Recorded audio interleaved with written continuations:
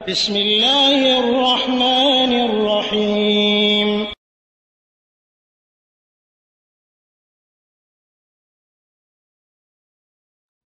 ওয়ালাইকুম আসসালাম রহমতুল্লাহি ওয়া বারাকাতুহু। জীবন আপনি জানতে চেয়েছেন ঈমান দৃঢ় করার কোনো বিশেষ আমল আছে কি? এরপর বলেছেন লা ইলাহা ইল্লাল্লাহ মুহাম্মাদুর রাসূলুল্লাহ রেগুলার পড়লে ঈমান শক্ত হয়, এটা কি সহিহ? এমন অকাট্য কোনো প্রমাণ নাই, তবে লা ইলাহা ইল্লাল্লাহকে উত্তম জিকির বলা হয়েছে। তিরমিজি শরীফ হাদিসে বলা হয়েছে আফজালুল যিকরি লা ইলাহা ইল্লাল্লাহ ওয়া আফজালুদ দুআয়ে আলহামদুলিল্লাহ। সর্বোত্তম জিকির হলো লা ইলাহা ইল্লাল্লাহ আর সর্বোত্তম দোয়া হলো আলহামদুলিল্লাহ। সুতরাং লা ইলাহা ইল্লাল্লাহ এটি যেহেতু উত্তম জিকির, এই জিকির পাঠ করলে আশা করা যায় যে ঈমান দৃঢ় হবে। তবে লা ইলাহা ইল্লাল্লাহ মুহাম্মাদুর রাসূলুল্লাহ এই দুটি কলেমা যোগে জিকির নাই, জিকির হয় না, বরং মুহাম্মাদুর রাসূলুল্লাহ জিকিরের কোনো শব্দ নাই।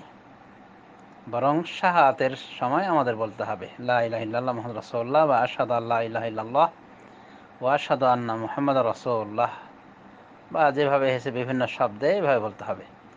তো মুহাম্মদ রাসূলুল্লাহ যোগে লা ইলাহা ইল্লাল্লাহর জিকির হয় না।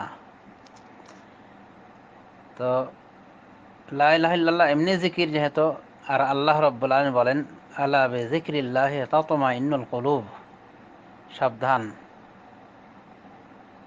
বা মনে রাখবে আল্লাহর জিকিরের মাধ্যমে হৃদয়গুলি প্রশান্তি লাভ করে। তো আল্লাহর জিকিরের মাধ্যমে ঈমানের দৃঢ়তা আসবে, এটা আসতে পারে, এটা স্বাভাবিক। এটি একটি অন্যতম মাধ্যম বলা যায়। অনুরূপভাবে কোরআন তেলাওয়াত করার মাধ্যমে আল্লাহর উপর অগাধ বিশ্বাস জন্ম নেয়। বিশেষ করে কোরআন বুঝে পড়লে আল্লাহর প্রতি ঈমান বেশি বাড়ে। অনুরূপভাবে শারঈ ইলম, শরীয়তের জ্ঞান আহরণ করলে ঈমান বাড়ে। এজন্য তো আল্লাহ রাব্বুল আমিন উলামায়ে কেরামের সার্টিফাই করে বলেন ইন্নামা ইয়াখশাল্লাহা মিন ইবাদিহিল উলামা, আল্লাহকে আল্লাহর বান্দাদের মধ্য হতে কেবল আলেমগণই ভয় করেন, ভয় করে চলেন।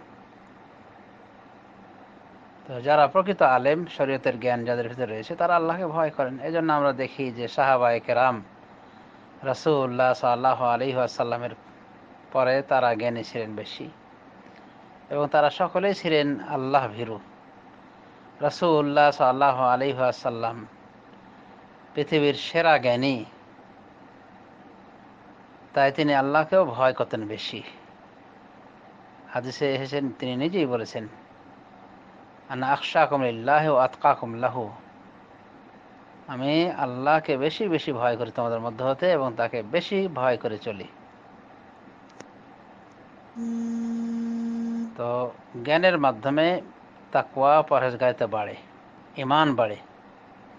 অনুভাবে কোরআন তেলাওয়াতের মাধ্যমে ঈমান বৃদ্ধি পায়। এটা মহান রব্বুল আলামিন নিজেই বলছেন ওয়াইজা তুলিয়াত আলাইহিম আয়াতুহু যাদাতহুম ঈমানা, আর যখন তাদের উপরে তার আয়াতসমূহ পাঠ করে শোনানো হয়, অর্থাৎ আল্লাহর কালামের আয়াত পাঠ করে শোনানো হয়, যাদাতহুম ঈমানা, তখন তাদের ঈমান বৃদ্ধি লাভ করে।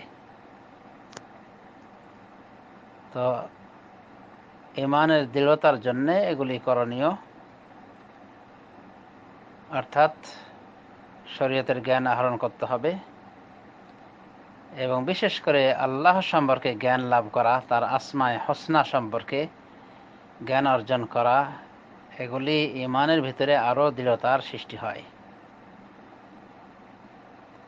কোরআন তেলাওয়াতের মাধ্যমে ঈমানের দৃঢ়তা আসে, আল্লাহর জিকিরের মাধ্যমে ঈমানের দৃঢ়তা আসে।